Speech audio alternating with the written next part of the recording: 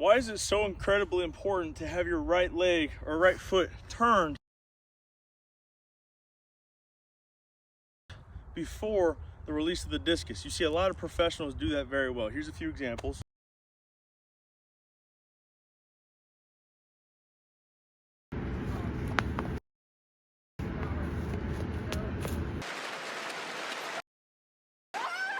Here's the way I think about it. So you can rotate your leg, right? You can take your foot and go this and that, but only to a certain degree. So if your foot is stuck back here, my hips cannot rotate.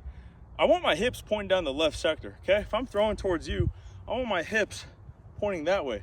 That cannot happen if this leg is way out like here. You can see I can't turn my hips unless my leg is here. The hips are so important because that you're not going to push the disc, you're going to pull it, right? You never see anyone push a disc far. You see people pull it very well. Here's a few examples.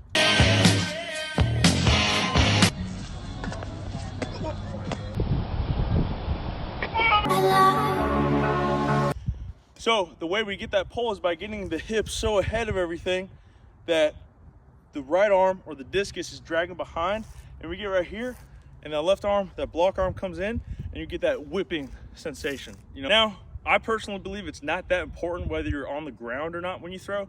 You've seen a lot of guys throw very, very far without having both feet on the ground. So I believe that's all, you know, BS. It's dust in the wind. What is important though is that this leg is rotated at least this much, preferably this much, before the moment that the disc is released. This is only an indicator that the hips are turning. So if I have an athlete that is throwing like this and then turning, it tells me they're pushing, they're not getting full separation, and they're not getting the benefits of that big stretch. I think about it like a big rubber band from here all the way up through the chest, all the way back. You want to pull these points apart as much as possible. Boom, that's what gives you that stretch reflex.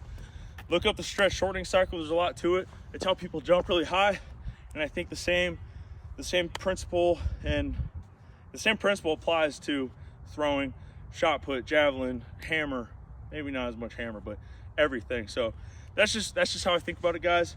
Got to have that right foot turning, keep it on the ground long enough. Doesn't have to stay grounded, but keep it on the ground until it turns all the way. Thanks for watching.